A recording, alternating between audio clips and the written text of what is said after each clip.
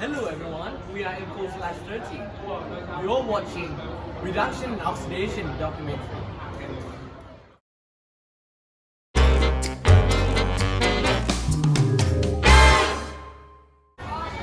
Hi, you can call me Bob. Hi, I'm Tara Danchai. You can call me Sarah. Hi, I'm Pim Sangron, you can call me Pim. Hi, I'm Jagapat Garrett. You can call me Tay Tay. Hello everyone, I'm Sarah, and you're watching the video about the redox reaction. This video will show you how the redox reaction works. And now I would like to introduce you Tay Tay. Hello everyone, I'm Tay Tay. I will show you what is redox. So, are you ready? Let's go!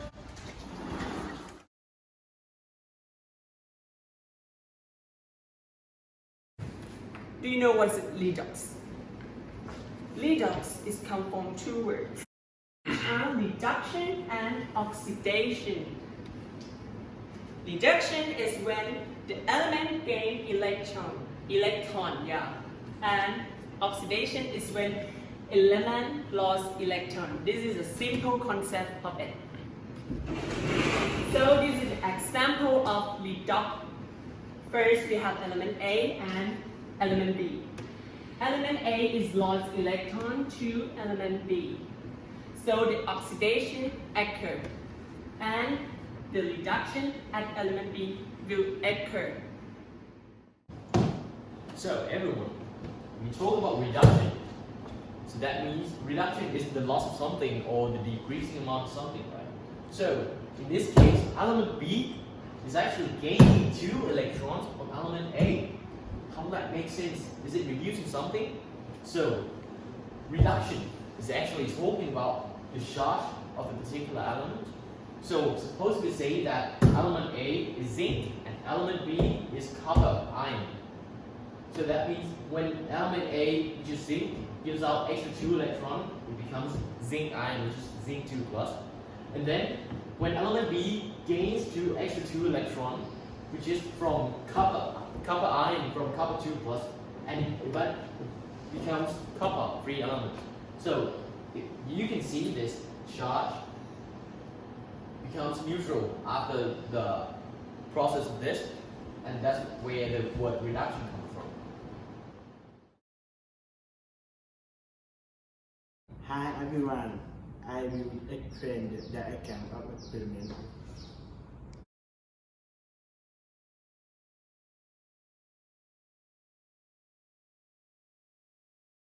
This picture shows you that the piece of zinc and piece of copper is in the copper sulfate solution and zinc sulfate solution. They both connected with wire. Look at the atom here. We got piece of zinc and piece of copper and copper ion and zinc ion. We connected both with the wire. So what will happen after we connect both of them together? Copper has stronger pull for electron, while zinc has weaker pull for electron.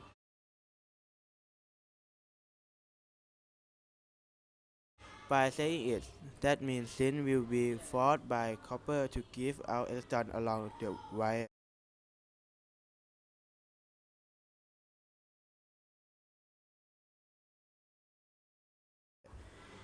Copper ion originally want 2 electrons, so it gains electron for the zinc to become neutral atom. Based on the rule, neutral atoms make up solid metal and metal ion dissolve in water. That means copper atom will change to ion and stick with the metal zinc, which change in ion and dissolve in water.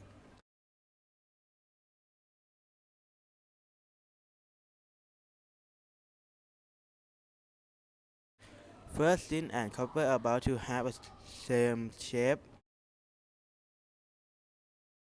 After the process, we will see that piece of zinc will get smaller and piece of copper will get bigger.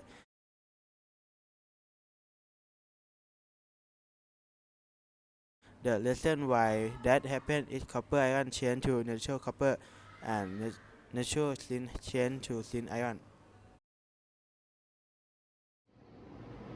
So here's the diagram showing what is going on in this process. So zinc gives up its electron to copper and changed into zinc ion.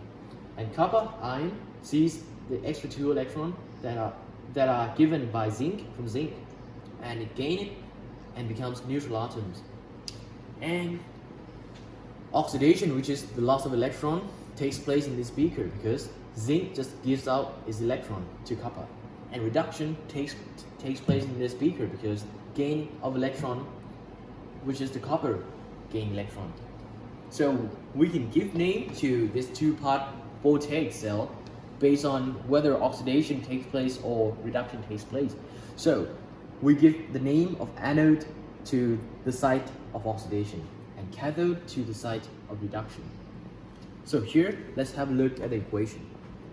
Zinc S here, that means solid, turns into zinc 2 plus, or the zinc ion aqueous, which means dissolved in solution, plus extra 2 electron. And in the other hand, copper 2 plus, which is copper ion, plus extra 2 electron here, becomes neutral atoms of copper, solid. So each of the equation here only tells you half the story of the overall thing. So if we add them up together, we've got net ionic equation here. So let's have a look what's going on here. So to start with, we have zinc, solid zinc here, plus copper ion, and then finally we end up with zinc ion and copper, which is solid. And we call this side oxidation half cell and reduction half cell, which is only tells you half the story of the overall thing. So when we talk about the voltaic cells, we usually use a cell notation. And the cell notation is a shorthand abbreviation of the chemical reactions of voltaic cells. And this is the example of the cell notation. We can use this formula instead drawing this whole picture. For this side, we will start with the solid zinc is over here, and we will end up, this one line means end up, and we end up with the aqueous zinc 2 plus. And when we look at this side, these 2 lines represent the boundary of the cells, and this is mean over here. And for this side, we will start with the aqueous copper 2 plus, that is a solution, and we will end up with the solid copper over here. Next, we will show you the importance of the sulfate. First, we will talk about the sulfate. First, the sulfate in each beaker help the element in each beaker to be balancing.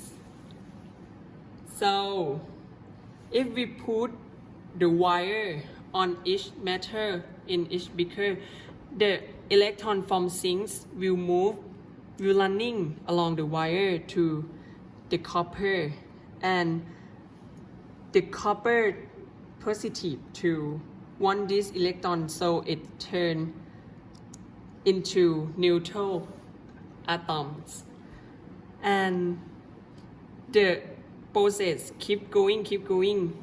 The zinc will turn into ion, and the copper will turn into neutral atoms. So that's why we need the sulfate to make it balancing. The sodium will move to the copper beaker to make it balancing, as same as the chlorine too. The chlorine also move into zinc beaker to make it balancing. So the main purpose of it is to balancing the 2 beakers. That's it for today. And we hope you enjoy our video. Thanks for watching. Bye guys. Bye!